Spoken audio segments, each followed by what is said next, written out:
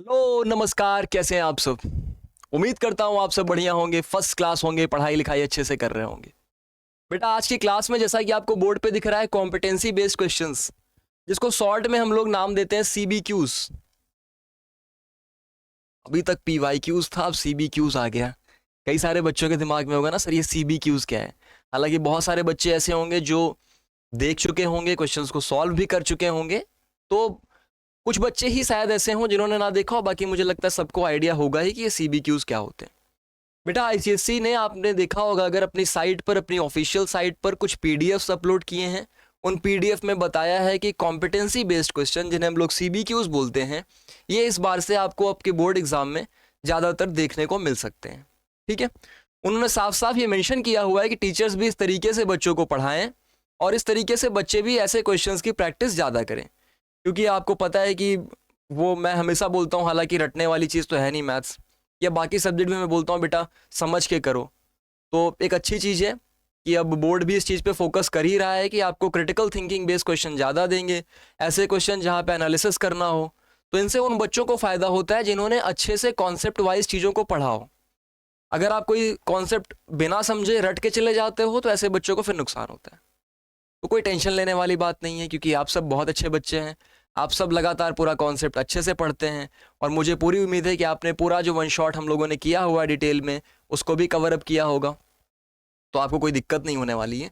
हालांकि ये क्या होता है, ऐसे कौन से क्वेश्चंस आएंगे, कितना सोचना पड़ेगा सर, क्या दिक्कत होगी, वो सारे डाउट को हटाने के लिए हम लोगों ने आज की ये क्लास रखी है। मैथ्स की क्लास है, CBQs डिस्कस करेंगे मैथ्स के केवल। तो आज की क्लास में केवल MCQs हम लोग डिस्कस करने चल रहे हैं। बेटा जितना ICSE ने PDF में अपने दिया हुआ है, उनमें से कुछ जो इंपॉर्टेंट, थोड़े से अच्छे कॉन्सेप्ट वाले क्वेश्चन है, वो सारे मैंने यहाँ पे डाले हैं और वही हम लोग आज यहाँ पर डिस्कस करने वाले हैं। ठीक है, केवल MCQs हैं, तो परेशान नहीं होना है। हालांकि हर एक क्वेश्चन का कॉन्सेप्ट वाइज हम लोग समझते हुए चलेंगे। चलिए बिना देरी किए हुए स्टार्ट करते हैं। जैसा कि मैं हमेशा आपसे बोलता हूँ कि बिना सॉल्व किए मैथ्स आप नहीं सीख सकते। तो कॉपी पेन लेके प्यारे से अच्छे बच्चे की तरह बैठ जाइए और कोशिश करिए कि मुझसे जल्दी जल्दी कैलकुलेशंस आपकी हो जाएं, क्योंकि आप सॉल्व कर रहे हैं, मैं समझा रहा हूँ। ठीक, तो जल्दी जल्दी से करेंगे, जो नहीं आएगा आप आराम से देखते भी चलेंगे। क्वेश्चन नंबर 1 में बोला गया बेटा कि एक रिटेलर है, वो कुछ आर्टिकल खरीद के ले आता है और जो आर्टिकल खरीदा है उन्होंने ये बोला गया है कि लिस्ट प्राइस 2500 की थी। ठीक है, तो मुझे ये मिल गया बच्चा कि जो मार्क प्राइस था वो ₹2500 था। कोई कंफ्यूजन नहीं। रेट ऑफ GST दिया गया है 12%। मैं एकदम बेसिक से आपको सिखा रहा हूं। रेट ऑफ GST 12%, ये इस तरीके से सिखा रहा हूं कि अगर ये MCQ ना होता तो आप स्टेप्स वगैरह कैसे लिखते। हालांकि अभी स्पीड से करना सिखाऊंगा, एक दो क्वेश्चन आपको बेसिक से सिखा रहा हूं एकदम आराम आराम से। तो बेटा रेट ऑफ GST 12% है। फिर आपसे बोला गया है कि marking up the price by 20%, यानी कि 20% से मार्कअप कर दिया गया। 20% से मार्कअप कर दिया गया मतलब बेटा प्राइस को बढ़ा दिया गया। ठीक है, आपसे पूछा है what is the tax liability of the retailer to the central government. हाँ, अब भाई रिटेलर हो, रिटेलर ने क्या किया, रिटेलर ने ही तो सामान को खरीदा था। रिटेलर ने कितने में खरीदा था। रिटेलर के लिए आप कहोगे सर कॉस्ट प्राइस था 2500।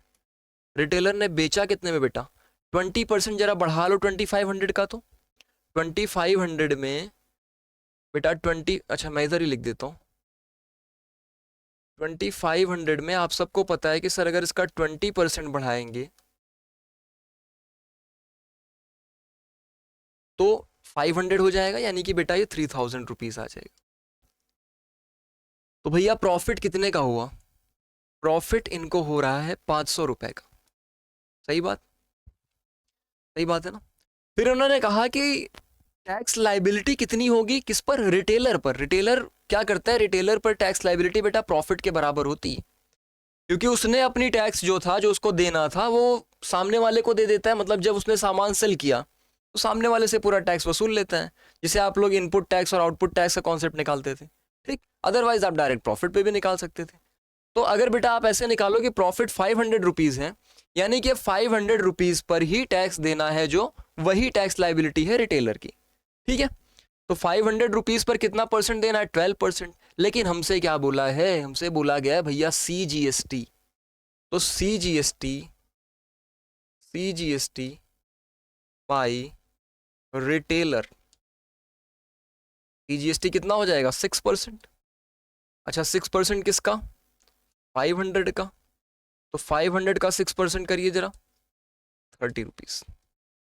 बहुत प्यार से आप बता देंगे कि 30 रुपीज़ का टैक्स लाइबिलिटी किसके ऊपर था, रिटेलर के ऊपर था। कोई दिक्कत, आराम समझ में आ गया। चलिए, क्योंकि ये प्रैक्टिस बेस्ड है बेटा, तो मैं ये मान के चल रहा हूँ कि चैप्टर आपका कॉन्सेप्ट क्लियर होगा। जिनका नहीं भी क्लियर होगा तो भैया स्टार्टिंग में जाइए आप जरा, प्लेलिस्ट में आपको मिल जाएगा जीएसटी चैप्टर, वहाँ पर डिटेल में चैप्टर को कराया है, उसको कर लीजिए, फिर ये क्वेश्चंस करिए तो आपको समझ में आएगा। ठीक है, थोड़ा सा जल्दी जल्दी करेंगे, स्पीड बना के करेंगे। अन्वेषा, अन्वेषा नाम है, अच्छा। Anvesha intended to open a recurring deposit account of 1000 rupees per month. इन्होंने 1000 रुपये पर मंथ का एक डिपॉजिट अकाउंट ओपन करने का प्लान किया 1 साल के लिए। 5% per annum, 5% per annum simple interest ये दे रहे हैं। पूछा गया कि bank reduce the rate to 4% per annum. Bank ने क्या किया, पहले 5% पर एनम सिंपल इंटरेस्ट दे रहा था, बैंक ने कहा भैया इतना क्यों दें, हम 4% देंगे। ठीक है, देखते हैं। How much must Anvesha deposit monthly for 1 year so that her interest remains the same. Interest अभी भी उनको उतना ही चाहिए। बात समझ में आ रही है। अन्वेषा ने कहा कि मैं अपना डिपॉजिट बढ़ा दूंगी लेकिन मुझे पैसा उतना ही चाहिए। ठीक, अन्वेषा लड़की ही होगी, तो हालांकि मैं वही मान के चल रहा हूँ, अन्वेषा नाम से तो वैसा ही लग रहा है। बाकी आप लोग क्वेश्चन पे फोकस करिए, नाम पे ज़्यादा कुछ नहीं रखा है। तो भैया क्या बोला गया कि 5%। सबसे पहले मुझे बताओ इंटरेस्ट ओरिजिनल कितना मिल रहा था। आपने कहा सर एसआई है, एसआई कैसे मिलता है, P/R/T/100, यही तरीका है एसआई का। तो बेटा प्रिंसिपल कितना था 1000 रुपीज़, रेट कितना था 5%, टाइम कितना चल रहा था 1 ईयर, ठीक है, अपॉन 100। कुछ इस तरीके से। आपने कहा सर 50 रुपीज़, इंटरेस्ट कितने का मिला 50 रुपीज़ का मिला। अच्छा एक चीज़ ध्यान रखिएगा, ये रिकरिंग डिपॉजिट अकाउंट है, तो फॉर्मूला आपको तो लगाना पड़ेगा P/N/N+1। P कितना था 1000, N का मतलब बेटा 12, N+1 का मतलब 13 अपॉन 2 × 12, रेट कितना है 5 अपॉन 100। ठीक है, तो ये इससे कट जाएगा, 12 से 12 कट गया, और कुछ कटेगा 65/2 रुपीज़। इस बेसिस पर इनको अभी 65/2 रुपीज़ मिल रहा है। बाद में कह रहे हैं कि मुझे यही 65/2 रुपीज़ चाहिए,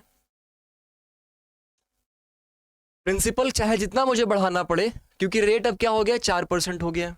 तो बेटा प्रिंसिपल तो पता नहीं है इस बार, टाइम अभी भी वही है, N/N+1 अपॉन 2 × 12, रेट अब 4% हो गया है, R/100। ठीक, 12 से 12 कट जाएगा, 2 से 2 टाइम्स कट जाएगा, 2 से बेटा ये 50 टाइम्स कट जाएगा। तो आपको क्या मिला 13 ऊपर मिलेगा, 13P अपॉन में 65/2। तो यहाँ से भैया आप P की वैल्यू निकाल सकते थे सर, 65/2 इंटू 50/30, 13 से 5 टाइम्स और 2 से बच्चा 25 टाइम्स। तो प्रिंसिपल कितना हो गया 125। कुछ कम आ रहा है क्या, थोड़ी सी वैल्यू कम आ रही है ना। अच्छा, यहाँ पर हम लोगों ने गलती की थी, ये 650 होगा बेटा, 650/2। ठीक है, हालांकि इसको आप कट कर लेते थोड़ा सा आसान हो जाता, यहीं पे कर देता हूँ चलो। 650 मतलब 325, इतना लंबा लेके जाने की भी ज़रूरत नहीं, 325 ही कर लो इधर। क्या हो गया,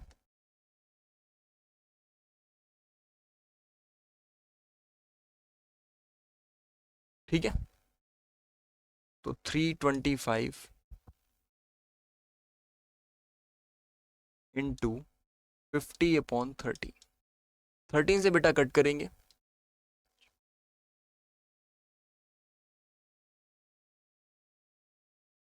तो 1250 रुपीज़। यानी कि पहले जो प्रिंसिपल था वो 1200 रुपीज़ था, अब प्रिंसिपल कितना हो जाएगा 1250 रुपीज़ हो जाएगा। पहले 1000 था, ठीक है कोई नहीं, बात समझ में आई। क्वेश्चन में बोला गया था कि भैया इन्होंने कुछ पैसा जमा किया, 1000 रुपीज पर मंथ जमा किया और 5% इंटरेस्ट इनको बैंक दे रहा था।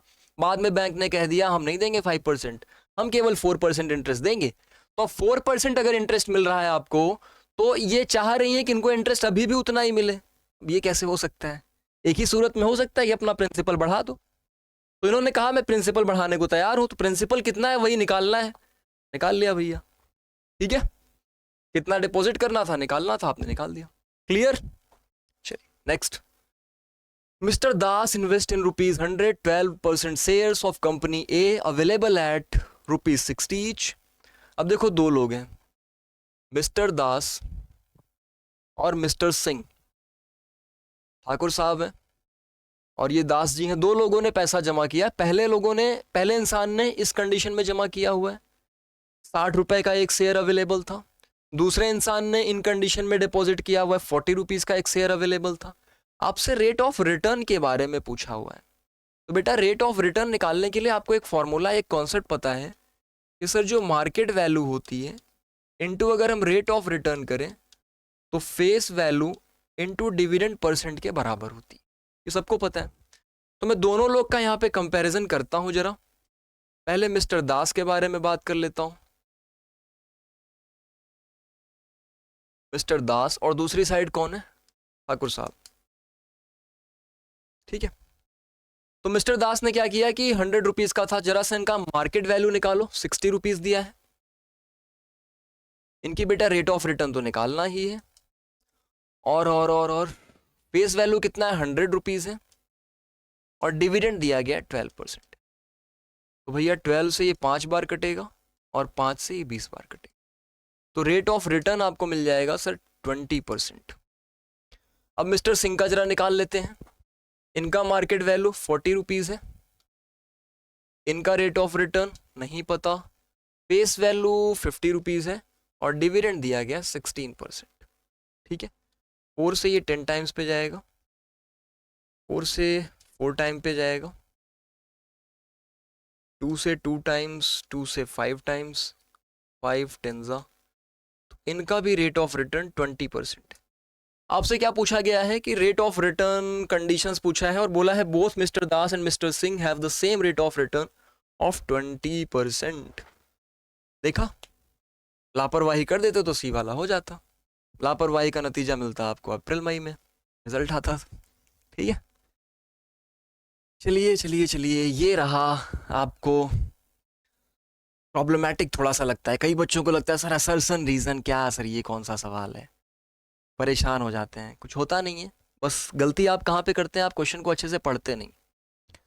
तो ऐसे क्वेश्चन दिखे तो बेटा उनको जरूर ढंग से पढ़िए। क्या बोला गया है, -2,8 इज इनवेरिएंट। पहले तो आपको एक बात बतानी चाहिए, इनवेरिएंट पॉइंट क्या होते हैं।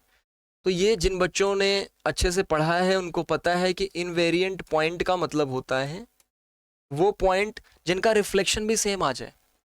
जैसे बेटा अगर ए मेरा 2,5 था और इसका रिफ्लेक्शन मैं करता वो भी 2,5 आ रहा होता, तो हम बोलते हैं कि ए एक इनवेरिएंट पॉइंट। मतलब इनवेरिएंट पॉइंट वो पॉइंट्स होते हैं जिनका रिफ्लेक्शन जब हम करें तो वो सेम आ रहा हो। अब इनवेरिएंट किसी लाइन के अलॉन्ग हो सकता है, ओरिजिन के अलॉन्ग हो सकता है, सारी चीजें हो सकती हैं। तो यहां पर बोला गया है कि invariant under reflection in line x equals to -2। आराम से समझिए इसको।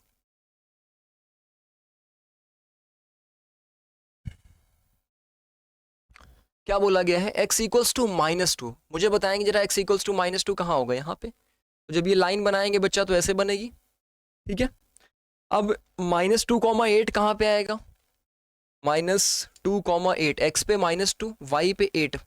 मान लेते हैं बेटा यहाँ कहीं आया, मान लेते हैं, जस्ट सपोज कर लेते हैं, इतना दिल पे लेने वाली बात नहीं।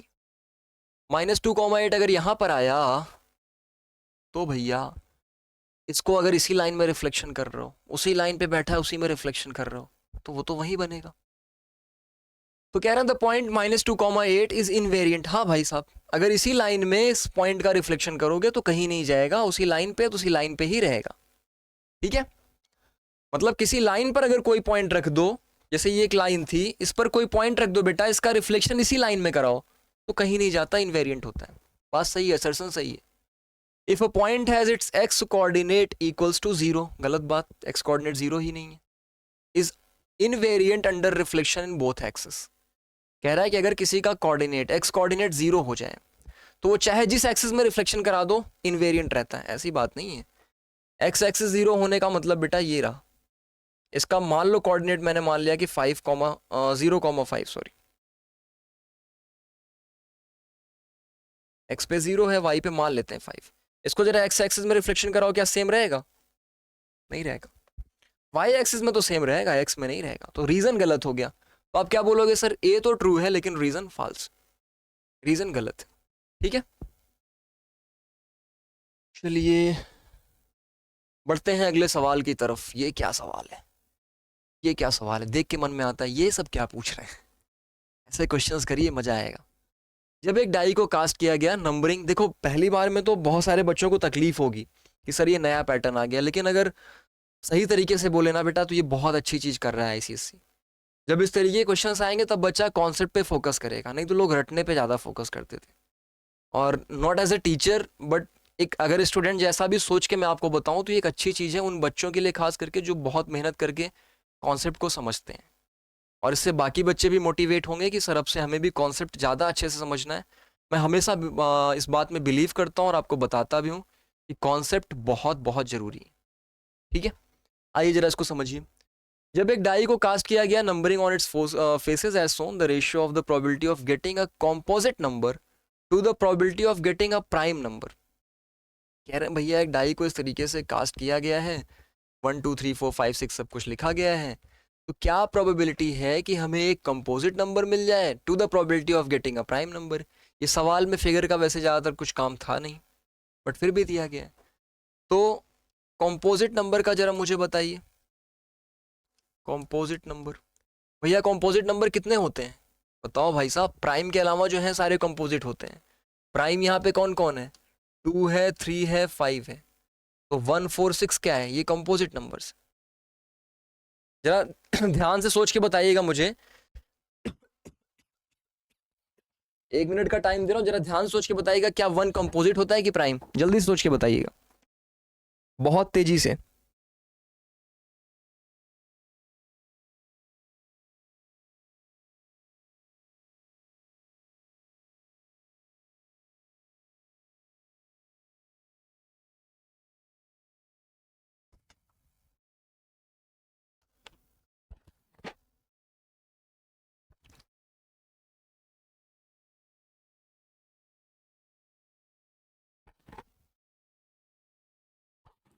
आया भैया?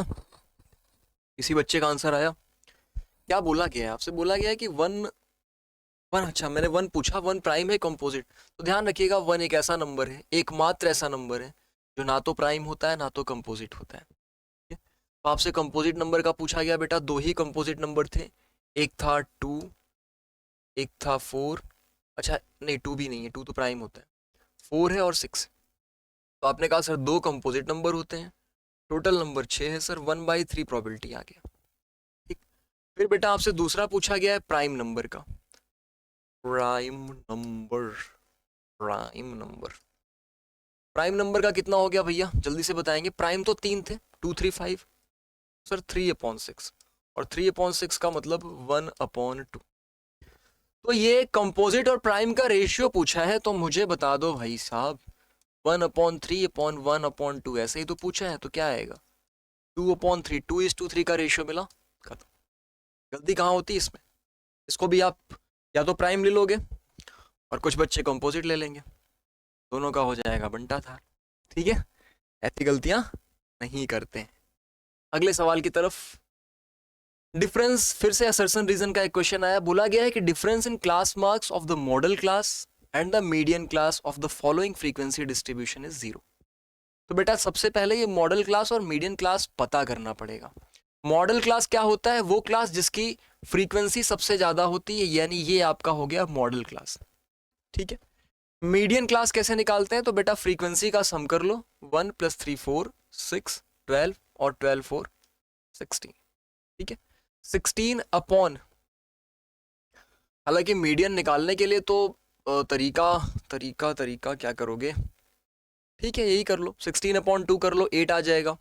अब 8 के लिए क्यूमुलेटिव फ्रीक्वेंसी का होना जरूरी था, तो पहले जरा जरा धीरे धीरे से यहीं पे क्यूमुलेटिव फ्रीक्वेंसी बना दे रहा हूँ। 1 4 6 12 और 12 4 16। तो भैया मीडियन निकालने जाते तो आप कहते हैं 16/2। 16/2 का मतलब एट्थ टर्म कहाँ पे आएगा, ये जरा इसमें आएगा 12 वाले में। तो मतलब मीडियन क्लास भी सेम आ रहा है, मॉडल क्लास भी सेम आ रहा है।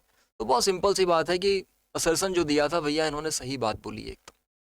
दूसरी बात रीजन की आ जाती है, sir modal class and median class are always the same for a given frequency distribution. क्या मॉडल क्लास और मीडियन क्लास हमेशा सेम होते हैं ना? ऐसा कुछ भी जरूरी नहीं है। मॉडल क्लास और मीडियन क्लास सेम नहीं होते। क्यों नहीं होते? क्योंकि भाई साहब अगर मैं ये 6 जैसे यहाँ पे, चलो छोड़ देते हैं, 4 लिखा है यहाँ पे, ठीक, 4 लिखा है वहां पर, मान लेते हैं कि मैं थोड़ा सा चेंज कर रहा हूँ, ध्यान समझिएगा। इस 6 की बजाय मैं इसको 5 लिख दूँ, ठीक है, और इस 4 की बजाय बेटा मैं इसको 1 लिख दूंगा, ठीक। अब 4 की बजाय 1 लिख दिया। अब जरा मुझे बताइए मीडियन क्या होगा, तो आप कहोगे सर 1 3 4 4 2 6 6 5 11 11 1 12। 12 का मतलब 6 का मतलब बेटा ये आ गया। इसी में मीडियन क्लास आ जाता, लेकिन मॉडल क्लास अभी भी वही बना हुआ है। तो मॉडल क्लास हमेशा ये बताता है कि सबसे ज़्यादा फ्रीक्वेंसी किस क्लास की, और मीडियन क्लास क्या बताता है, यहाँ से निकलता है आपका। अगर इवन नंबर है तो n/2 कर लो, जो आएगा वही ऑब्जर्वेशन CF में चेक करते हैं। क्यूमुलेटिव फ्रीक्वेंसी बनाना जरूरी होता है, ठीक। तो यहाँ पर भी भैया असर्सन सही है, रीज़न गलत है। कहाँ गए असर्सन वाले भैया, ये रहा, ठीक है। फिर आपसे अगला सवाल है कि Ankit had the option of investing in company A. Ankit साहब को बड़ा स्पेशल ट्रीटमेंट मिला है। ऑप्शन दिया गया है company A where 7% rupees 100 shares are available at rupees 120, or in company B where 8% 1000 rupees shares are available at 1620। अंकित वैसे मेरे दोस्त का नाम है, पूछ के बताना पड़ेगा कौन से में शेयर में इन्वेस्ट कर रहा है। हालांकि वहां से कोई लेना देना नहीं है। इस क्वेश्चन को जब आप समझेंगे बेटा, दोनों में पूछा गया है कि अंकित के लिए इन्वेस्टमेंट कौन से में बेटर होगा। सरसन तो ये कह रहा है किसमें अच्छा इन्वेस्टमेंट करना उनके लिए, मतलब किस शेयर में इन्वेस्ट करना उनके लिए बेटर होगा। तो बेटा जब भी ये पूछा जाए तो आप रेट ऑफ रिटर्न निकाला करो। आप क्या निकालोगे? Rate of return. जो कंपनी आपको ज़्यादा रिटर्न देगी वो कंपनी आपके लिए प्रॉफिटेबल होती है, वो कंपनी आपके लिए अच्छी होती है, ठीक है। अब बात कर लेते हैं जरा पहले कंपनी ए की, फिर कंपनी बी की। इन्होंने कहा कंपनी ए जो है वो 7%। तो मैंने आपको रेट ऑफ रिटर्न निकालने का सबसे सिंपल तरीका बताया था कि market value into rate of return कर लीजिए। मार्केट वैल्यू पहले वाले की क्या है, 100 ही नहीं 120 इनटू रेट ऑफ रिटर्न बच्चे इक्वल्स टू फेस वैल्यू कितना है 100, और डिविडेंड रखते हैं यानी कि 7। तो आप सबको पता है कि ये इससे कट जाएगा, 2 से 5 टाइम्स कट जाएगा बेटा, 2 से 6 टाइम्स कट जाएगा। तो आर की वैल्यू अगर मैं निकालूं तो ऊपर 35 आएगा, नीचे बेटा 6 आ जाएगा, तो लगभग 6 के करीब जाएगा, इतने परसेंट के आसपास होगा। दूसरी वाली कंपनी का भी निकाल लेते हैं हम लोग, बी वाले का।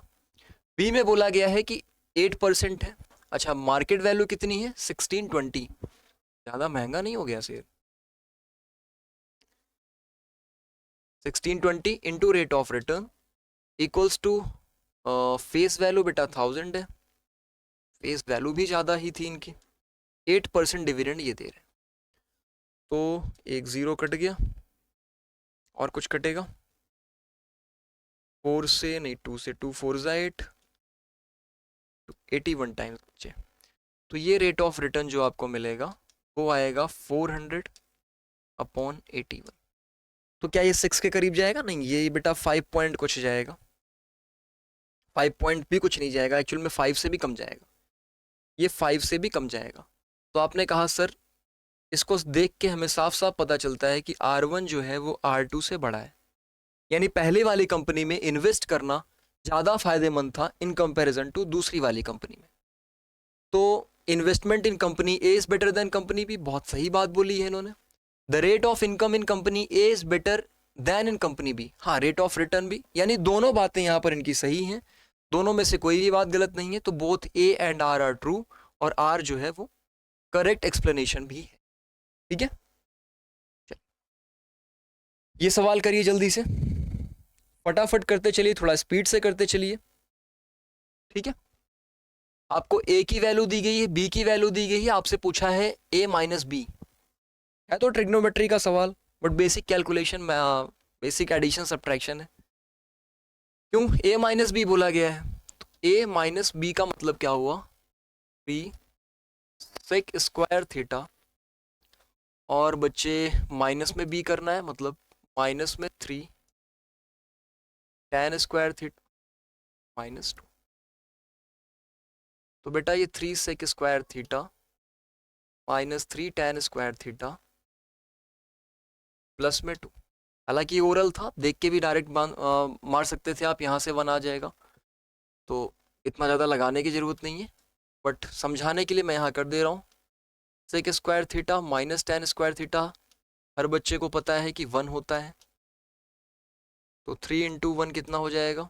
3 और प्लस में 2, तो ये बेटा कितना आ गया? 5। ऑप्शन नंबर डी, ठीक। हाइट्स एंड डिस्टेंस का एक क्वेश्चन आपके पास है कि किसी दिन ratio of height of the pole to the length of its shadow, एक पोल है और उसकी जो शैडो है उनके बीच में जो रेशियो है 1:3 है। सबसे पहले एक पोल बना लेते हैं, इसकी जो शैडो बनेगी,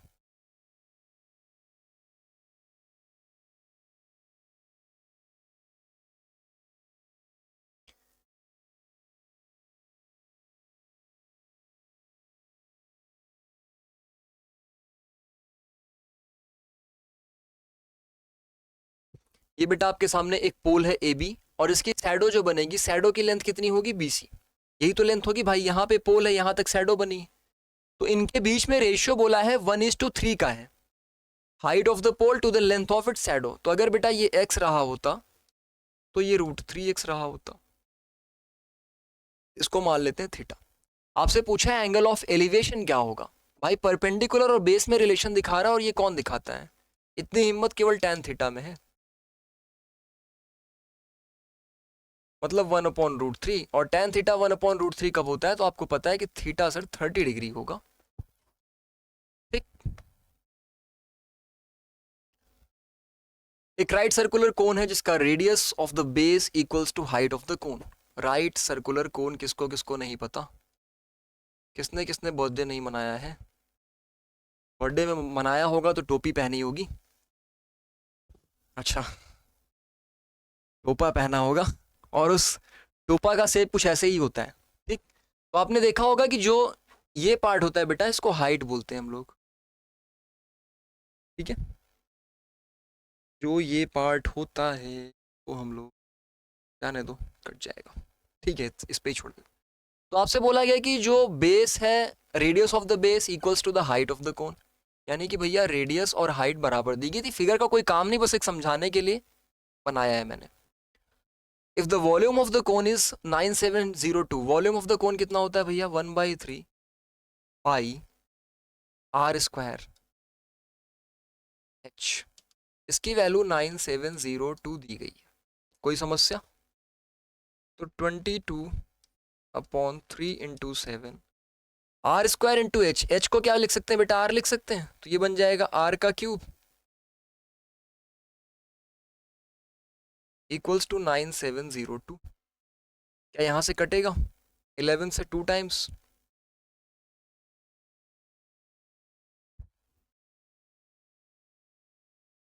2 बार, 2 से कट जाएगा बेटा 441। आर क्यूब की वैल्यू क्या हो जाएगी? 441 का मतलब होता है बच्चे 21 इंटू 21, एक 21 इधर से तैयार था, इधर चला जाता, सिंप्लीफाई करके लिखोगे, ज़्यादा दिक्कत नहीं आएगी, आर की वैल्यू 21 आ जाएगी। आपसे क्या पूछा गया? Diameter of the base of the कोन। कई बच्चे यही देख के आंसर मार देते हैं 21, वहां पूछा गया डायमीटर, फंस गए। तो डबल कर लीजिए, 42 आपका ये आंसर होगा, ठीक है। क्वेश्चन को पढ़ें, समझें, करें, और फिर ढंग से देख के करें। एक सॉलिड स्फीयर है विथ रेडियस ऑफ 4 सेंटीमीटर, जरा जल्दी से करके बताएंगे इस क्वेश्चन को कितना आ रहा है, बहुत जल्दी से करके बताएंगे, 1 मिनट का टाइम दिया क्योंकि ये थोड़ा सा सोचना है आपको।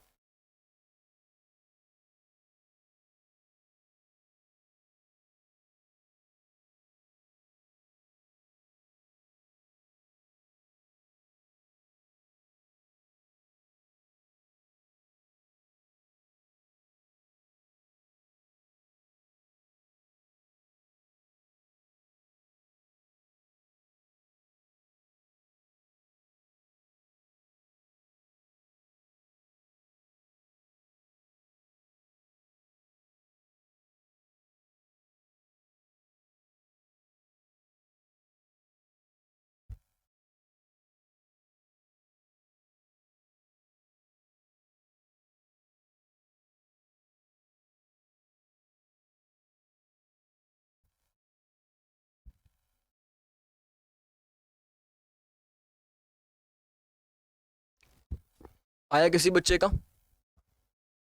एक सरल सा सवाल है, थोड़ा सा बस सोचना है, इसलिए मैंने आपको 1 मिनट का टाइम दिया। मुझे लगता है अब इतना टाइम हो चुका है कि आप लोग को ये आ चुका होगा।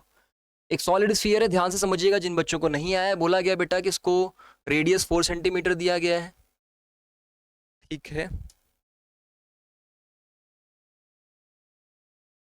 इसको बेटा 4 आइडेंटिकल पीसेस में काट दिया गया, 2 mutually perpendicular planes passing through the centre, ऐसे ऐसे, ठीक है। ऐसे एक बॉल ले लो, ऐसे कट कर दो, एक बार ऐसे कट कर दो, तो कैसा शेप बनेगा? Find the total surface area of the quarter piece. एक बात जरा बताओ, जब इसको आप एक बार ऐसे काटे तो कुछ इस तरीके से दिखेगा, हेमिस्फीयर दिखता है। फिर आपने इसको एक बार और ऐसे कट कर दिया, तो अब क्या बना बेटा? सेमी हेमिस्फीयर बना। इस तरीके समझेंगे, बहुत आसानी से समझ में आ जाएगा। क्या बना? सेमी हेमिस्फीयर बना। तो आपने कहा सर क्या पूछा गया हमसे? Total surface area. तो total surface area semi hemisphere का क्या होगा?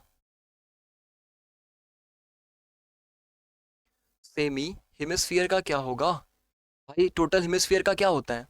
4 पाई r स्क्वायर। स्फीयर का होता है 2 पाई r स्क्वायर होता है। अब अगर मैं आपसे कह रहा हूं कि सेमी हेमिस्फीयर बताइए, तो आपने कहा सर पाई r स्क्वायर। ठीक, पाई तो वैल्यू रखनी नहीं, आर की वैल्यू जरा रखो, 16 पाई आ जाएगा। अब जरा सोच समझ के बताइए, क्या ये बात सही है या गलत? मैंने एक छोटा सा कॉन्सेप्ट आपको दिया और सोच समझ के आपको बताना है कि क्या ये बात सही है या गलत है। इतना ही होगा या इसमें कुछ चेंजेस आएंगे?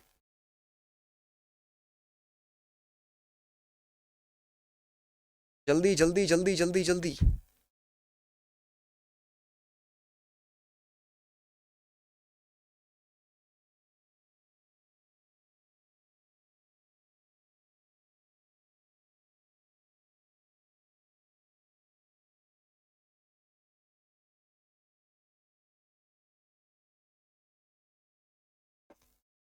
बहुत तेजी से बताइएगा, 1 मिनट का टाइम मैंने आपको दिया, बहुत जल्दी से बताइएगा बेटा।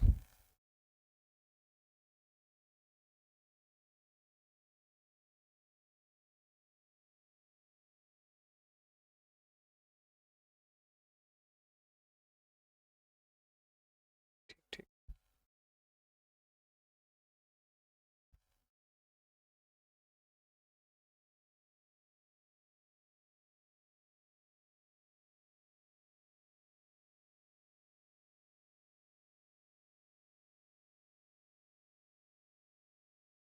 ठीक है, ठीक, ठीक। हाँ। आया किसी बच्चे का? क्या ये सही है 16 पाई? अब देखो, यही सब क्वेश्चन जो होते हैं, इसीलिए सीबीक्यूज की इंपॉर्टेंस बढ़ जाती है। क्योंकि जब आप सोचते हो, जैसा आपने सोचा कि सिंपल सा आपने दिमाग लगाया कि सर सेमी हेमिस्फीयर है तो पाई r स्क्वायर हो जाता है, क्योंकि टोटल होता है हेमिस्फीयर का 2 पाई r स्क्वायर। सेमी हेमिस्फीयर है सर, पाई r स्क्वायर हो जाएगा, पाई r स्क्वायर करेंगे तो 16 पाई आ जाएगा, कोई दिक्कत वाली बात थी नहीं।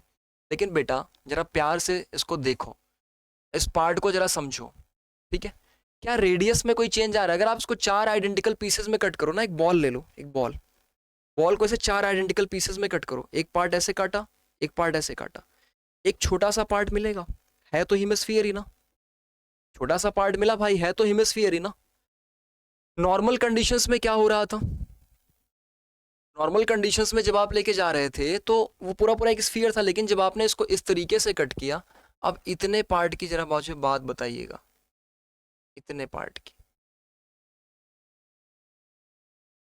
तो आपने कहा सर सिंपल सा एक हेमिस्फीयर जैसा शेप हमें दिखेगा, और ये जो हेमिस्फीयर जैसा शेप हमें दिखेगा, इसका रेडियस अगर हम लोग ध्यान से देखें तो इसका रेडियस कितना होगा?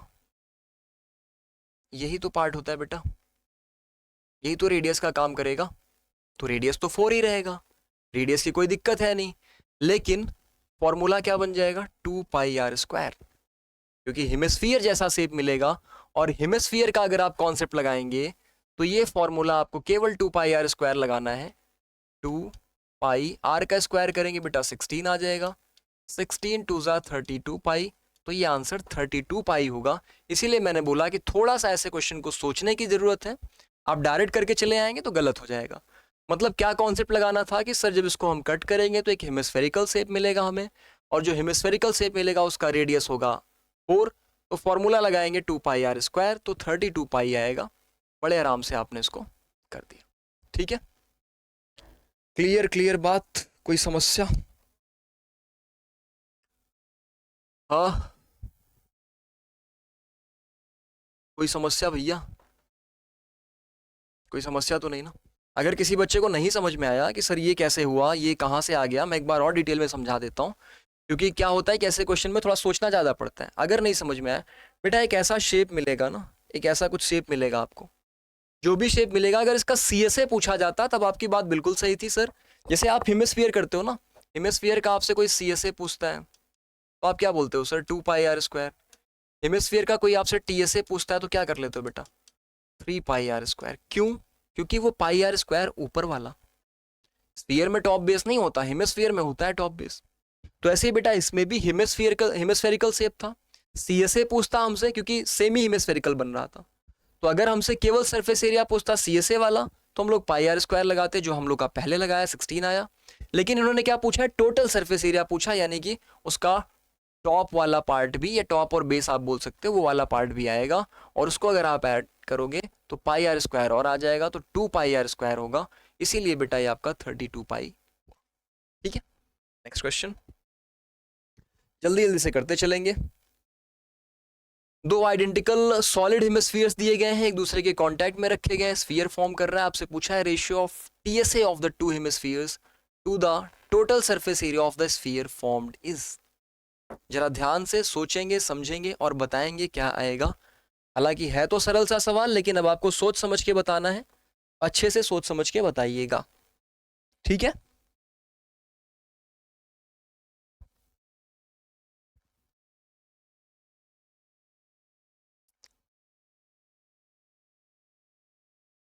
टू आइडेंटिकल सॉलिड हेमिस्फीयर्स था, क्या बोला है बेटा? टोटल सरफेस एरिया, एक हेमिस्फीयर का क्या होगा? 3πr²। इसका क्या होगा? 3πr²। टोटल कितना हुआ? 6πr²। इसका कितना होता है बेटा? स्फीयर है, स्फीयर का तो 4πr² होता है ना। तो दोनों का रेशियो बोला है तो 6:4 आ जाएगा। 6:4 का मतलब 3:2। ऐसा कोई ऑप्शन है? तो काफी आसान सा कॉन्सेप्ट था, बट क्या होता है, गलती हम लोग क्या करते हैं कि कई बार हम लोग इसको CSA लेके चले जाते हैं और वहां पे गलती कर देते हैं। तो हमें समझना है कि TSA पूछा है और TSA 3πr² होता है। ठीक है, चलिए नेक्स्ट क्वेश्चन की तरफ। सर्कल का क्वेश्चन अब आना शुरू हो गया है। हालांकि बेसिक वही है, आप देख रहे हो, फिगर भी वैसा, सब कुछ नया नहीं है। आराम से देखिए, एंगल्स निकालिए जल्दी से। एक एंगल आपको यहाँ पर TQS दिया गया है 30 डिग्री का, TQS।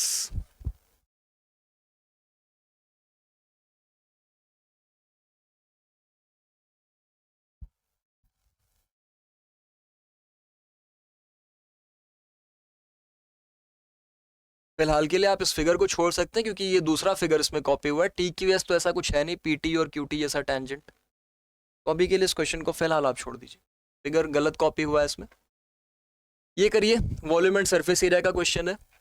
सिलेंड्रिकल मेटेलिक वायर है, उसको स्ट्रेच किया गया और स्ट्रेच कर दिया गया बेटा, उसकी लेंथ डबल हो गई है। तो आपसे पूछा है which of the following will not change for the wire after stretching.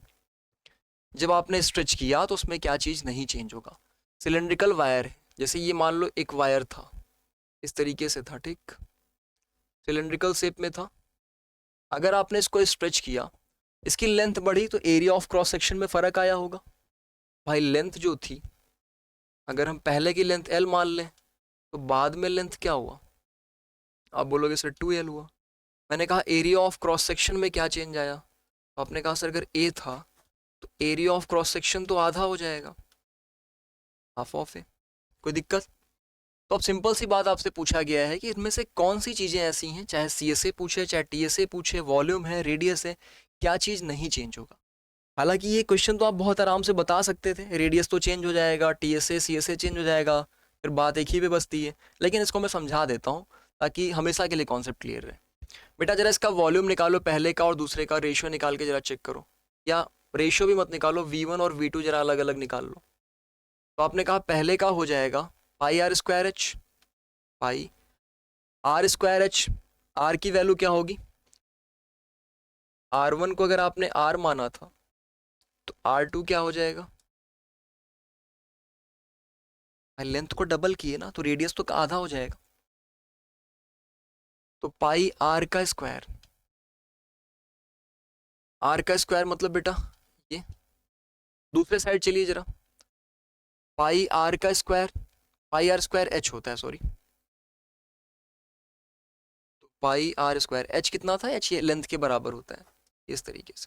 ठीक, अब दूसरे वाले में जरा आ जाइए, पाई R की जगह पे क्या करेंगे? 1/4 R स्क्वायर, और H में क्या करेंगे बेटा आप? 2L है। तो क्या चेंज हुआ? साफ साफ दिख रहा है कि सर चेंजेस तो इसमें हो गए। ये पाई R स्क्वायर L आ रहा था, और इसमें पाई R स्क्वायर L/2 आ गया। स्ट्रेच करने से फर्क पड़ गया, वॉल्यूम पे फर्क पड़ गया। ठीक है, अब जरा सोच के बताइए कि बाकी और कौन सी चीजें ऐसी हैं जो चेंज नहीं हो रही हैं। अगर आप CSA निकालते हैं, सिलेंडर का CSA क्या होता है? 2πRH, पाई RH। R की वैल्यू बेटा पहले क्या रही होगी? केवल R रखना है। दूसरी बार क्या रहा होगा? 2π। R की जगह पे क्या रखेंगे? R की जगह पे देखिए 1/2R। H की जगह पे क्या रखेंगे बेटा? H की जगह पे यहाँ L रखना था, यहाँ पर 2L रखना, उसे 2 कट गया, मतलब क्या मिला?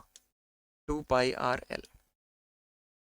तो आपने देखा सर CSA दोनों का सेम आ रहा था, CSA में कोई चेंजेस नहीं हो रहे थे, बाकी सारी चीज़ों में चेंजेस हो जाएंगे। क्लियर बात? कोई समस्या?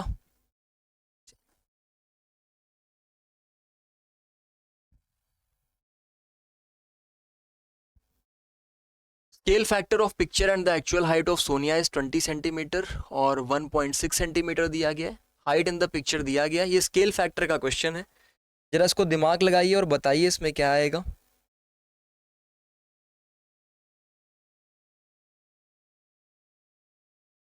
ठीक है, स्केल फैक्टर का क्वेश्चन है, लेकिन इसमें थोड़ा सा चीजें अलग करके दी गई हैं। बोला है scale factor of picture and actual height of Sonia is 20 centimetre 1.6 centimetre. If her height in the picture is, अच्छा 20 सेंटीमीटर बेटा मॉडल में ले सकते हो आप, एक्चुअल में कितना है? 1.6 मीटर है। तो आपसे बोला है कि जब हाइट पिक्चर में, if her height in the picture is 1.18 centimetre, तो एक्चुअल हाइट पूछा गया है 18 सेंटीमीटर होगा, तब के केस में बेटा एक्चुअल हाइट पूछा गया है, ये पूछा गया। 20 सेंटीमीटर था, अगर 20 सेंटीमीटर था तब के केस में 1.6 था, तो 18 सेंटीमीटर पे कितना होगा ये आपसे पूछा गया। तो सबसे सिंपल सा तरीका है कि 1.6 अपॉन में 20 इंटू बेटा 18 कर, ठीक है। ये 14.4 आएगा, अपॉन में 10 करेंगे बेटा, ये 1.44 मीटर आ जाएगा। ये ऑप्शन डी हो जाएगा, ठीक है। ये सबसे आसान तरीका है ऐसे क्वेश्चंस को करने के लिए। APQ फिगर सही है, हाँ ये फिगर सही है। अब इस क्वेश्चन में आपको APQ की वैल्यू 20 दी गई है, आपको दिख रहा है 20 डिग्री का angle. Degree measure of OAQ पूछा गया है। OAQ मतलब बेटा ये वाला एंगल आपसे पूछा गया है। अच्छे से क्वेश्चन को देखिए, समझिए और बताइए क्या आएगा। वो तो सेंटर भी दिया गया है, centre of the circle and semi circle, semi circle का डायमीटर भी दिया गया। थोड़ा सा सोचिए, एक सिंपल सी चीज आपको ये दिख जाती है क्वेश्चन को देखते ही, सर ये वाला एंगल तो 90 डिग्री का होगा। क्यों? सेमी सर्कल में बन रहा है बेटा, OA एक डायमीटर है छोटी वाली सर्कल का, OA डायमीटर है तो सेमी सर्कल में एंगल बन रहा है, तो वो तो 90 हो गया। अब सोचिए कि सर ये 20 डिग्री का था तो ये तो 20 का होगा। क्यों? क्योंकि ये दोनों रेडियस थे बड़ी वाली सर्कल में, आइसोसेलिस हो गया। अच्छा मुझे बताओ पूरा पूरा एंगल ए कितने का रहा होगा? सर ये 90 का था, ये 20 का था, तो 90 + 20 110 हो गया, बचा कितना? 70 डिग्री। तो पूरा एंगल ए आपका बेटा 70 डिग्री का था। ऊपर 20 हो गया तो नीचे कितना बचा? 50 डिग्री। ऑप्शन सी, ठीक है।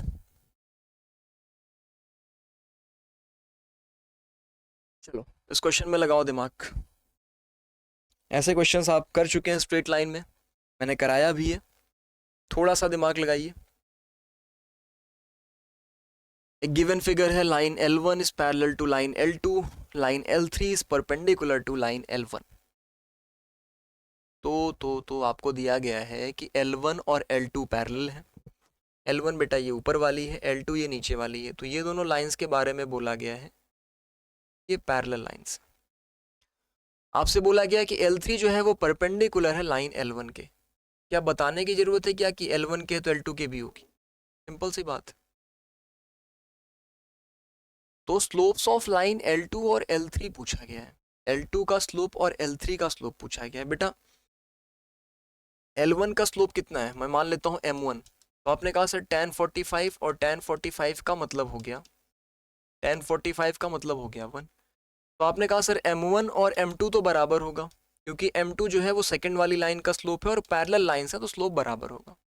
ठीक, M2 का स्लोप बराबर होगा, यानी जो सेकंड वाली लाइन है इसका स्लोप कितना हो गया बेटा, इसका स्लोप हो गया 1। ठीक, इसका L2 वाली लाइन का इसका स्लोप 1 होगा।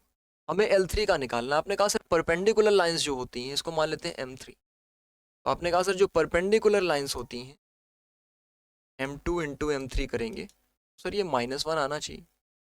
M2 की वैल्यू कितनी है बेटा, आपने कहा 1, तो M3 की वैल्यू कितनी हो जाएगी, -1। तो मतलब L2 का तो 1 मिला था और L3 का कितना मिल गया, -1। तो 1, -1, ऑप्शन नंबर सी। ठीक, क्वेश्चंस करते रहिए, कॉन्सेप्ट सीखते रहिए। ऐसा नहीं है कि बहुत ज़्यादा बोरिंग बना दो आप लेक्चर को, फिर समझ में नहीं आता। तो आराम आराम से एकदम रिलैक्स वे में चीज़ों को सीखते चलिए और थोड़ा सा स्पीड में करने की कोशिश कीजिए, तो बोरिंग भी नहीं लगता और जल्दी जल्दी हो भी जाता है। मैथ्स में स्पीड बहुत बहुत इंपॉर्टेंट रहती है। ठीक है, देखिए एक डायग्राम दिया गया है, not drawn to scale, obviously बात है 20 किलोमीटर इतना छोटा सा हो नहीं सकता। तो आपसे बोला गया railway station A B C and P।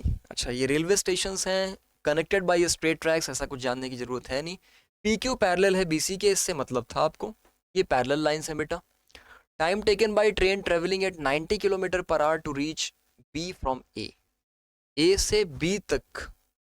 अच्छा, A से B तक जाने में कितना टाइम लगेगा, शॉर्टेस्ट रूट से जाए तो बेटा सीधा सीधा आना चाहिए।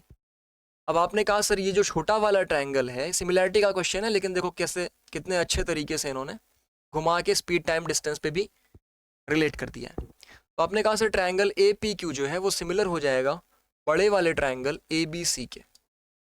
और जैसे ही ये ट्रायंगल सिमिलर हुआ, जैसे ही बेटा ये ट्रायंगल सिमिलर हुआ, इसके बाद फिर आप क्या बोल सकते हो, इनकी साइड्स का, अच्छा क्यों सिमिलर होगा, ये बेटा ऑल्टरनेट एंगल्स हो जाएंगे और ये एंगल कॉमन हो जाएगा दोनों में।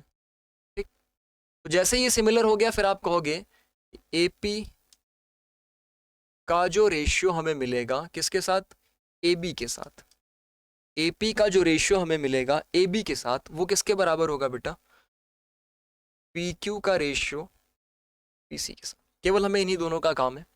PQ बेटा आपको 20 दिया गया है और BC आपको 50 दिया गया है, तो क्या मैं इसको 2 और 5 में लिख सकता हूँ। AP की वैल्यू हमें नहीं पता है, जस्ट सपोज कर लेते हैं सर ये x होगी, तो ये x हुआ। AB कितना हुआ भैया, 18 + x। क्रॉस मल्टीप्लाई कर लीजिए जरा, 5x = 36 + 2x, उधर जाके माइनस हो जाएगा, 3x की वैल्यू 36, x की वैल्यू बताओ बेटा कितनी आ जाएगी, 12। अच्छा, सब कुछ किलोमीटर में चल रहा था तो 12 किलोमीटर। हमें कहाँ जाना है, हमें A से B तक जाना है। A से B तक चलने में कितनी डिस्टेंस कवर करनी पड़ेगी, आपने कहा सर AB के बराबर। AB कितना हो जाएगा, x + 18, x + 18, x कितना मिला अभी 12, तो 12 में 18 अगर आपने ऐड कर दिया तो कितना हो गया, 30 किलोमीटर। तो ये डिस्टेंस कवर करनी थी। स्पीड आपको दिया है, आप सभी को पता है कि निकालना आपको टाइम है, तो टाइम, सबको ये फॉर्मूला तो सबने पढ़ा है ना, speed equals to distance upon time. तो टाइम निकालना है तो क्या करेंगे, डिस्टेंस अपॉन स्पीड करेंगे। डिस्टेंस कितनी, 30 किलोमीटर की है। स्पीड कितने की चल रही है बेटा, 90 चल रही है, तो कितना आ जाएगा, 1/3r। अगर इसको मिनट में कन्वर्ट करने चलें तो 1/3 × 60 कर देंगे, तो बेटा ये 20 मिनट हो जाएगा। और 20 मिनट आपको ऑप्शन में है डी वाला। क्लियर बात, कॉन्सेप्ट्स क्लियर हो रहे हैं आपके, समझ में आ रहे हैं, ऐसा तो नहीं है कि ऊपर से बाउंस करता हुआ निकल रहा है। इसीलिए मैं डिटेल में चीज़ों को समझाते हुए भी चल रहा हूँ, लेकिन आपको भी पता है कि ये प्रैक्टिस सेशन है, तो बहुत ज़्यादा हम ऐसा भी नहीं हो सकता कि हम लोग चैप्टर को कवर अप करने चले जाएं पूरा पूरा। ठीक है, चलिए, ये बड़ा अच्छा क्वेश्चन है। इसके फॉर्मूले में बार बार बोलता हूँ, ध्यान रखिए, और बच्चे ज़्यादातर ऐसे क्वेश्चंस, ऐसे फॉर्मूले ध्यान नहीं देते, लेकिन ये अच्छा लगा देख के यहाँ पर। हालांकि ये लॉन्ग में दिया जाता है कई बार। अब यहाँ पे एमसीक्यू है। एस एन से एक फॉर्मूला बेटा आपने पढ़ा है, जहाँ भी आपने पढ़ा होगा आपको पढ़ाया गया है कि ये बीच का हटा देते हैं।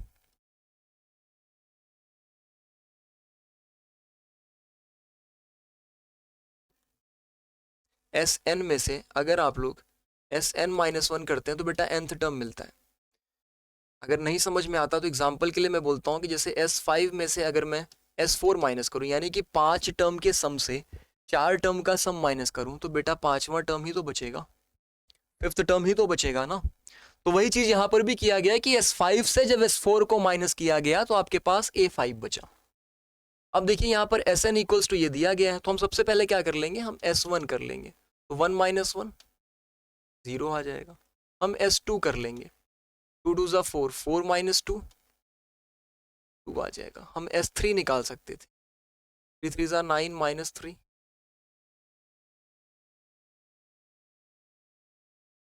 9 - 3 तो कितना आ गया 6।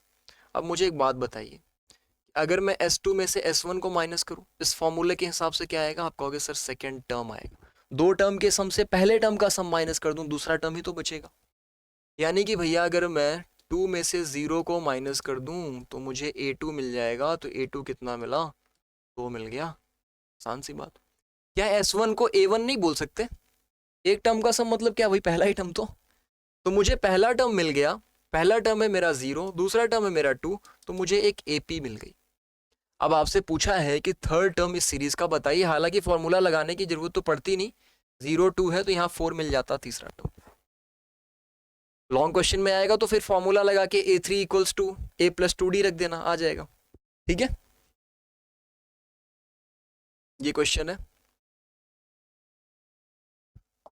करिए करिए जल्दी जल्दी, रुकना नहीं है, लगातार करते चलिए।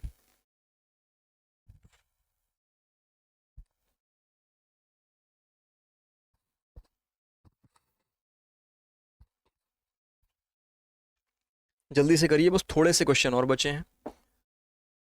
कॉन्सेप्ट भी क्लियर हो रहा होगा, आपका रिवीजन भी हो रहा होगा। जिन्होंने अच्छे से पढ़ा है उनके लिए बहुत इंपॉर्टेंट ये क्लास हो जाती है, और जिन बच्चों को रिवीजन अभी नहीं हुआ है उनके लिए भी इंपॉर्टेंट होता है, उनका रिवीजन अच्छे से होता चल रहा है। तो ज़रूर देखें इस क्लास को, अच्छे से सीखें, और अगर समझ में आ रहा है, कॉन्सेप्ट अच्छा लग रहा है, तो आप अपने दोस्तों को भी बता सकते हैं ताकि उनका भी फ़ायदा हो। और अगर नहीं आ रहा है तो फिर फीडबैक दे सकते हैं कि सर नहीं आ रहा है। ओ ओरिजिन बोला गया है, पी बोला गया बेटा मिड पॉइंट है ए बी का। पी जो है वो ए बी का मिड पॉइंट है, मतलब ये और ये equal. Equation of O P आपसे पूछा गया।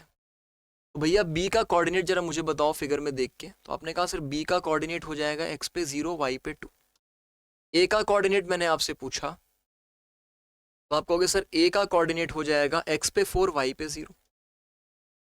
अब मैं आपसे पूछ रहा हूँ कि पी का बताइए, क्योंकि पी मिड पॉइंट है, क्योंकि पी मिड पॉइंट है। तो आपने कहा सर इसका जो कोऑर्डिनेट आएगा वो 0 + 4 upon 2, 2 + 0 upon 2। Mid point formula क्या होता है, x1 + x2 upon 2, y1 + y2 upon 2। तो यहाँ से बेटा 4/2 2 आ जाएगा, 2/2 1 आ जाएगा। तो आपने कहा सर p का कोऑर्डिनेट मुझे मिल गया, और p का कोऑर्डिनेट क्या है, p का कोऑर्डिनेट है 2, 1। आपसे OP का इक्वेशन पूछा गया है, ठीक है।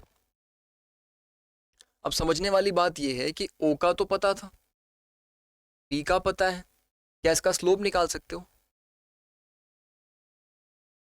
कौन सी बात है, स्लोप निकाल सकते हो ना OP का, या तो 2 पॉइंट फॉर्म लगा दो, या तो स्लोप निकाल लो। स्लोप क्या आएगा, y2 - y1, यानी कि बेटा 1 - 0, x2 - x1 -0, कितना आया 1/2, स्लोप आ गया। इक्वेशन क्या होता है, इक्वेशन होता है y - y1 equals to m x - x1। 2 point form लगाते तो यहाँ m की जगह ये रखना पड़ता। तो y माइनस वाई वन कितना है जरा जल्दी से बताएंगे। कोई भी पॉइंट ले सकते हो बेटा, चाहे ओ का ले लो चाहे तो p का ले लो। मान लो मैं o का ले रहा हूँ 0,0, ठीक। तो y माइनस 0 इक्वल्स टू बेटा m 1/2 x माइनस 0। बताओ ये 2y हो जाएगा इक्वल्स टू x हो जाएगा, या इसी को आप लिख सकते थे, हालांकि इसी पे ऑप्शन है, तो 2y इक्वल्स टू x। ठीक है, मिल गया। चलिए next. In the adjoining diagram बोला गया बेटा एक ट्रायंगल की बात कर रहा है, एक ट्रायंगल की बात आपसे किया गया है।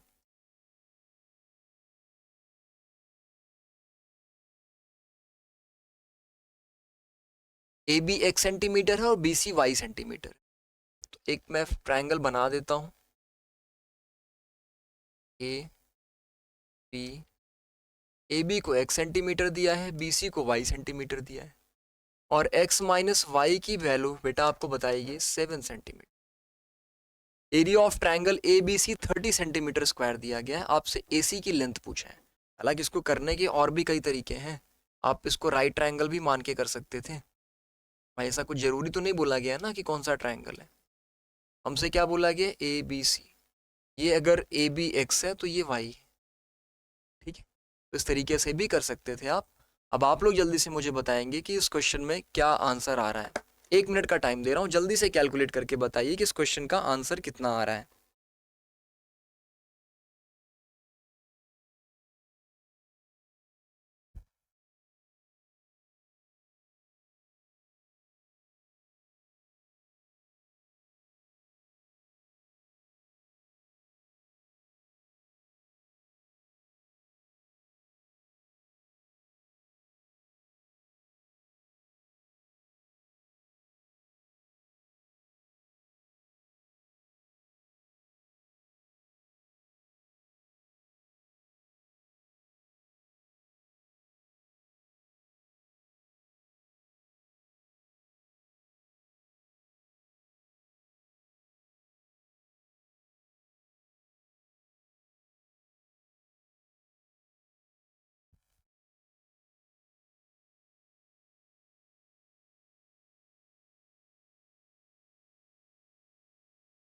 किसी का आंसर आया?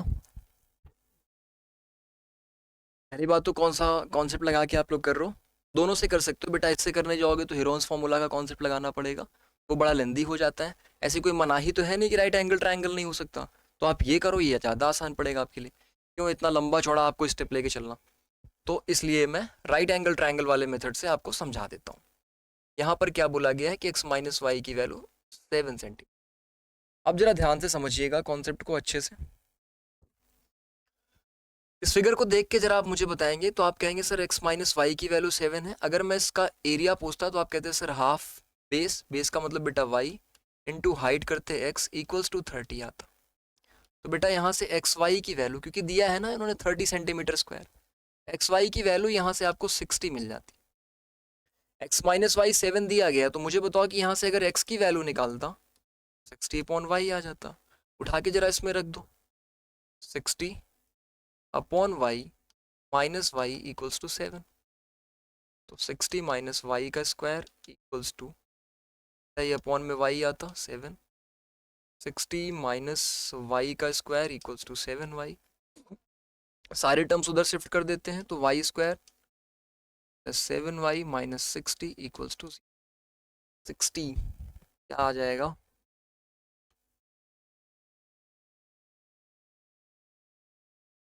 क्या आ जाएगा?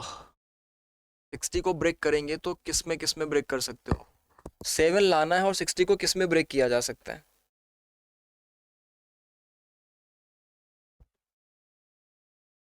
7 7 7 12, 12 और 5 ले सकते हो। तो आप क्या कर सकते हो, y square plus 12y minus 5y minus 60 equals to 0। तो बेटा ये y कॉमन ले लिया, y प्लस 12 माइनस 5 कॉमन ले लिया, y प्लस 12। ठीक। तो y की यहाँ से दो वैल्यूज बेटा मिलेंगी आपको। एक वैल्यू भैया 5 आ जाएगी, क्योंकि y माइनस 5 एक ब्रैकेट में जाएगा, और दूसरे ब्रैकेट में क्या चलेगा बेटा, y प्लस 12, तो y की वैल्यू माइनस में 12। अब y माइनस में 12 नहीं हो सकता क्योंकि डिस्टेंस थी, तो y की वैल्यू 5, x की वैल्यू बच्चे क्या आ जाएगी, क्योंकि बोला गया है इसमें से 5 को माइनस करो, x माइनस वाई, तो x इज इक्वल्स टू 7 + 5 यहाँ से हो जाएगा 12, AC की वैल्यू 13, और आई थिंक यही AC आपसे पूछा गया। तो जब आपको पता है कि इसको राइट एंगल ट्रायंगल वाले तरीके से हम कर सकते हैं, तो हम क्यों उतना लंबा चौड़ा हेरोन्स फॉर्मूला लगाने जाए। ऐसा तो कहीं मेंशन नहीं किया कि स्केलिन ट्रायंगल है, तो कोई इतनी टेंशन लेने वाली बात नहीं है, ठीक है। Moving on to the next question, इस टाइप का भी कर चुके हैं। हाँ, ये क्वेश्चन, चलिए, if the polynomial 2x³ + 3x² is completely divisible by 2x + a and the quotient is equals to x² - 1, तो आपसे पूछा है कि a की क्या वैल्यू होनी चाहिए। भैया आपसे ये बोला गया था, ये पॉलिनोमियल दिया है completely divisible by 2x + a का मतलब है बेटा कि जब 2x + a से कंप्लीटली डिविजिबल हुआ तो इसको हम 0 के बराबर रखते हैं, यहाँ से x की वैल्यू निकालते हैं, 2x = -a, तो x की वैल्यू माइनस में a/2, इसको रखने पर बेटा ये 0 हो जाना चाहिए था। अब कह रहा है कोशेंट इक्वल्स टू x² - 1 है, कोशेंट की वैल्यू क्या है, x² - 1। तो एक बात जरा मुझे बताओ, कुछ समझ के अच्छे से बताना, कि मैंने जैसे मान लो 5 लिया, 5 को 3 से मल्टीप्लाई किया तो मुझे क्या मिला, 15। तो मैंने कहा 5 से कंप्लीटली डिविजिबल था 15, 5 से कंप्लीटली डिविजिबल था 15, तो क्या 3 से कंप्लीटली डिविजिबल नहीं होगा क्या। भाई जब कोई नंबर कंप्लीटली डिविजिबल है, यानी कि वहां पर जो डिवाइजर है आपका, जो डिवाइजर है बेटा आपका, इनटू कोशेंट आप करोगे तो आपको डिविडेंड मिल जाता है ना, रिमाइंडर तो कुछ है ही नहीं। तो इसका मतलब ऐसे क्वेश्चन में हम ये देख सकते हैं कि सर डिवाइजर चाहे ले लें चाहे कोशेंट ले लें, दोनों कंप्लीटली डिवाइड कर रहे हैं। तो ये x की इतनी गंदी सी वैल्यू रखने की बजाय हम लोग क्या कर सकते हैं, x² = 1 रख सकते थे, x की वैल्यू +1 -1 दोनों आ जाएगी, ये भी कंप्लीटली डिवाइड कर देगा। यहाँ से a की वैल्यू निकाल लेते हैं, क्या दिक्कत है बताइए, क्या दिक्कत है, कोई दिक्कत, x की वैल्यू यहाँ पर रख दो, completely divisible by 2x + a ऐसे भी कर सकते थे, कोई समस्या नहीं, और a की वैल्यू रख के निकालोगे तो डायरेक्ट भी मिल जाएगा। तो दोनों तरीके हैं आपके पास, जो आपको ज़्यादा सुटेबल, ज़्यादा इजी लगे आप उससे कर सकते हो।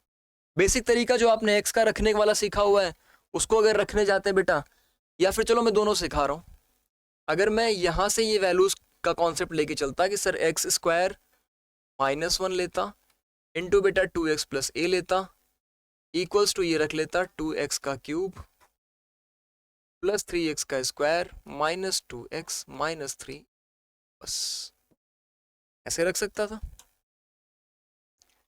क्योंकि भाई ये दोनों का मल्टीप्लाई यही आएगा, अभी जस्ट पीछे वही सिखाया, तो इसको जरा मल्टीप्लाई कर लो, 2x का क्यूब आ गया, माइनस में बेटा कितना आ जाएगा, अच्छा वो जाने दो, अभी ax का स्क्वायर आया, फिर 2x माइनस में,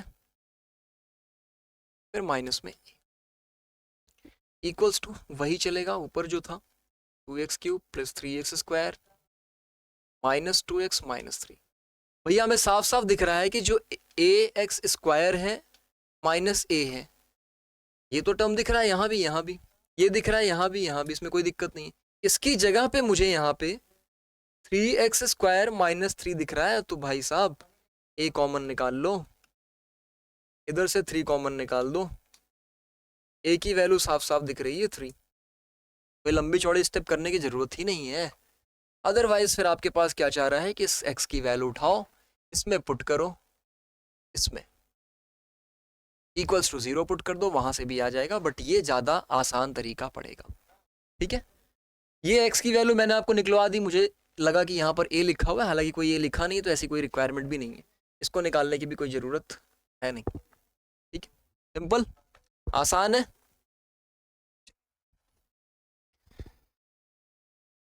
कोई क्वेश्चन अभी तक हम लोग को, हाँ, लीनियर इनइक्वालिटीज के भी क्वेश्चन नहीं मिले थे, तो ये भी एक देख लेते हैं, इसको भी जल्दी से रिकॉल कर लेते हैं, रिवाइज कर लेते हैं। क्वेश्चन में बोला गया है बेटा, बहुत बहुत छोटा सा क्वेश्चन है, मैं इसमें एक दो कॉन्सेप्ट सिखाने वाला हूँ, इसलिए इस क्वेश्चन को यहाँ पर डाला है। कई बार आप क्या करते हो कि आसान चैप्टर सोच के इसको छोड़ देते हैं और एग्जाम में आप बेसिक गलतियाँ बहुत सारी कर जाते हैं। इस तरीके से लिखा गया था बेटा, अगर इसको आप सॉल्व करते तो -3 - 5 हो जाता,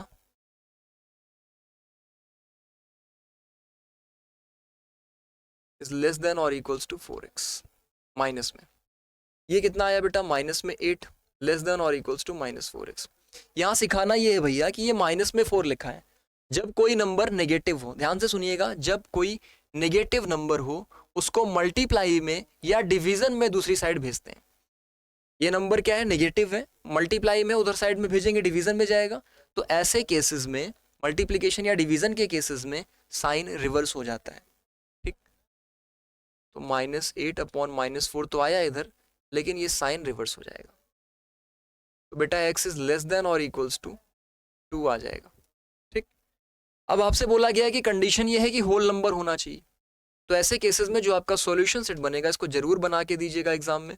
सॉल्यूशन सेट, अगर ये रियल नंबर होगा तो सेट बिल्डर फॉर्म में लिखते हैं, वो रूल्स लिखते हैं, x such that x is this this this. अगर ये होल नंबर है, इंटीजर है, नेचुरल नंबर है, तो उस केसेस में डायरेक्ट एलिमेंट्स लिख दीजिए। x इज लेस देन 2 का मतलब होल नंबर में बेटा क्या क्या हो सकता था, 0 1, अच्छा 2 के बराबर भी है तो 0 1 2। नंबर लाइन पे प्लॉट करने को बोले तो भाई साहब इसको नंबर लाइन पे कैसे प्लॉट करते हैं। ये नंबर हुए 0 1 2 3 -1 2। हमें ये पता चला कि सर ये केवल होल नंबर है, यानी कि केवल 0 हमें लेना है, 1 लेना है, 2 लेना है। इस तरीके से मार्किंग करें। अगर ये बेटा मान लेते हैं कि ये रियल नंबर होता, तब इसको लिखते कैसे। रियल नंबर के केस में अगर बेटा x बिलोंग्स टू r होता तो आप इसको लिखते सॉल्यूशन सेट को, sir x such that x is less than और equals to 2, x belongs to r। इस तरीके से लिखा जाता है बेटा अगर किसी केस में ये सेट बिल्डर फॉर्म में लिखना है तो, यानी जब ये रियल में बिलोंग कर रहा होता। और बनाते कैसे इसको, 1 2 3 -1 -2। ओ भैया 0 से चलता है ना, तो इधर साइड पहले 0 करिए फिर -1 करिए। ठीक है, अब इसके बाद अगर ध्यान रखना है आपको, रियल नंबर होगा तभी ऐसा करिएगा, अदरवाइज केवल नंबर्स को मार्क करते हैं। तो रियल नंबर था तो क्या करेंगे, कहां से स्टार्ट हुआ था, ध्यान दीजिए, ये 2 से चल रहा था। अच्छा कहां तक चलेगा, क्या कोई पहले का लिमिट दिया है कि नहीं, आपसे ये बोला गया है कि x 2 से बराबर हो या 2 से छोटा हो। कितना छोटा हो ऐसा कोई लिमिट नहीं है, तो 2 से छोटा मतलब कहीं तक भी हो सकता था। तो आप कहते हैं सर 2 इंक्लूडेड है, यहाँ पर कंप्लीट सर्कल बनाएंगे और इसके पहले की लाइन को डार्क कर देंगे। ठीक है, इसके पहले पूरी लाइन को आप डार्क कर देंगे, यहाँ पे इन्फिनिटी मार्क कर देंगे, मतलब हमें ये पता चल जाता है कि ये माइनस में इन्फिनिटी तक जाएगा। ठीक, अगर 2 इंक्लूडेड नहीं होगा तो बेटा यहाँ पर ओपन सर्कल बनाते हैं, बस इतना सा कॉन्सेप्ट है। ठीक है, आई होप कॉन्सेप्ट आपको समझ में आए होंगे। जितने क्वेश्चंस जो ज़्यादा इंपॉर्टेंट टाइप के थे या जो ऐसे थे जो आपको कन्फ्यूज़न वाले थे, मैंने कोशिश किया कि हर एक चैप्टर के क्वेश्चंस इसमें आ जाएं, ताकि आप लोग का एक शॉर्ट में रिवीजन भी हो जाए और आपके दिमाग में जो एक डाउट चल रहा है कि CBQs कैसे होंगे, कैसे क्वेश्चंस आएंगे, वो भी ख़त्म हो जाए। तो बाकी पूरे क्वेश्चंस की PDF पड़ी हुई है, उस क्वेश्चन को जाके ज़रूर सॉल्व करिए ताकि आपकी प्रैक्टिस अच्छे से हो जाए। आज की क्लास को फिलहाल यहीं तक रखते हैं। थैंक यू सो मच, मिलते हैं अगली क्लास में एक नए कॉन्सेप्ट के साथ।